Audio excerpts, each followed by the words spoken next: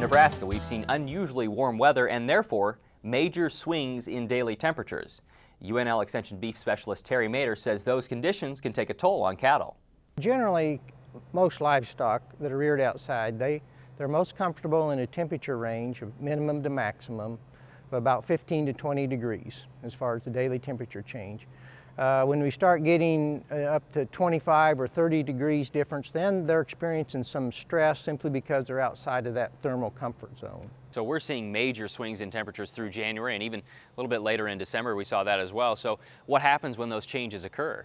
Well, what's going on is the animals adapt to changing environmental conditions, not only temperature but also photo period. So coming into the fall, we have lower temperatures and shorter days, and so they're preparing for those colder temperatures. So they're putting on more hair, maybe more body condition, and they're eating more feed. And so then we got a little bit of a cold spell in December, and they're pretty comfortable, and so they think they're ready for this, and then all of a sudden it warms up again. So these cattle, cattle or livestock outside, they're not going to show significant signs of heat stress, but they're going to require a certain amount of energy, particularly during the day, to dissipate that extra heat because they're prepared for something different than what they're experiencing. Like you said, you're not going to see that, so how do you tell if they're experiencing it because they're prepared for the cold temperatures and now they don't come?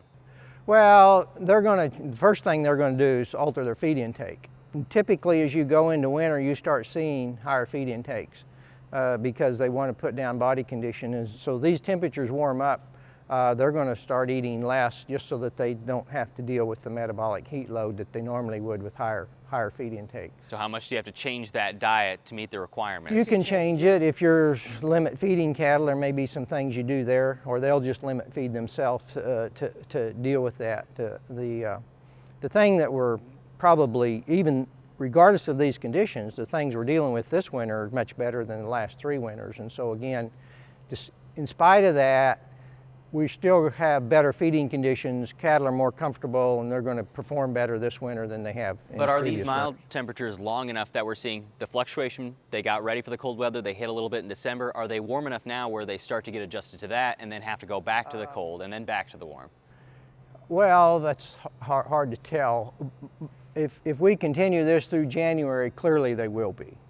Right now we're not seeing a large change in day length, but as we start getting into February, then you're going to start seeing that day length change. If it's still warm, then they're going to start shedding that hair.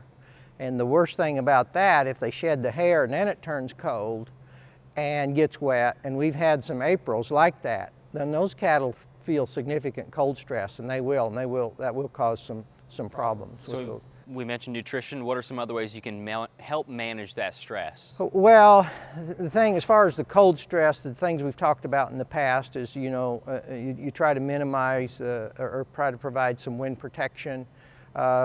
Make sure that you do everything you can to keep the ground dry, keep the snow out of the pens when the snow comes in, different things like that. Make sure you have good clean water available, whether it's summer or winter, and then this just to help keep them comfortable in anything you can. Don't crowd them, don't work them a lot when they're under the heat stress or cold stress, either one, to minimize those extras. As you add more stressors to that biological system, the more you compromise the immune system. And so again, this is one reason why coming into the fall and maybe days like this where we have these low lows and high highs, you're adding a stress to that animal, which tends to cause some other health problems, respiratory or other health problems, or potentially causes those problems. Are they able to manage that winter coat enough to control that temperature like we're seeing? They can a little bit, but again, once you get, again, like now our normal comfortable temperature is high about 45. When you're getting 65, no, they can't.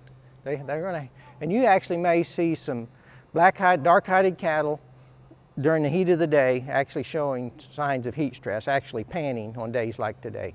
And today it's 65 degrees, that we should mention. Be a record, right. Just absolutely. A side note, the feedlots that had water on them or were muddy, plenty muddy, as we moved from this late December into January, they're getting a bit of a reprieve now. Oh, absolutely. And again, anything you can do, if you didn't get them cleaned last summer or last fall, continue to clean those pens, keep them clean, groom them. If we get this early thaw, you can get some dirt in there and rebuild your mounds. I mean, this is a continual process. And the last 3 winters, we've had bad enough weather that Some of our feedlots, some of our pens really didn't get those pens back into the shape that we'd like to have to maintain good, not only good winter feeding conditions, but also good summer feeding conditions. Next week, UNL Extension Beef Specialist Rick Rasby will join us to talk about forage options for cattle.